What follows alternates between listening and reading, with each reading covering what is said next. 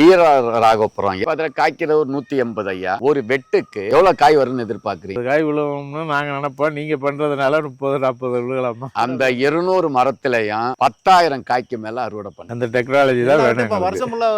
வருஷம் முழுதும் 45 நாளைக்கு ஒருக்கா காய் வெட்டுறாங்க. மரம் முழுவதும் காய். அதுக்கு நாங்க என்ன செய்யணும்? தோட்டத்தை உழுக கூடாது, கழிவுகளை உரமா மாத்தணும். நீங்களாவது உரம் குப்பைச்சாணி போடுறீங்க, நான் அதுவும் போடுறது இல்ல. கெமிக்கல் தொடுறதும் இல்ல. பசுமை பூமியில அப்பப்ப கொஞ்சம் கற்பக ஆர்கானிக் கலப்போரம் பூம்பும் பூசம், இதுதான் அதுக்குள்ள உரம். அது மட்டும் அல்லாம ஐயா, அதுக்குள்ள வாழை, ஜாதிக்காய், கோகோ, பாக்கு, இது மட்டும் இல்ல, கிராம்பு வச்சிருக்கேன். கன்னியாகுமரி மாவட்டத்துல அங்க 10 ஏக்கர்ல பல வகையான பயிர்கள் இருக்கு. இங்க வராது. இங்க மிளகு போடுறாங்கல்ல, மிளகு நல்லா நான் இங்க போட்டிருக்கேன். அப்ப ஒவ்வொரு விவசாயிகளும் ஃபர்ஸ்ட் நீங்க பார்த்துக்கிட்டு, நான் சொல்லது உண்மையாக இருந்தால் பசுமை பூமியினுடைய சார்பாக எங்க ஐயா மாறிப்பட்ட சிறந்த விவசாயிகளை முன்னிறுத்து அங்க ஒரு பயிற்சியை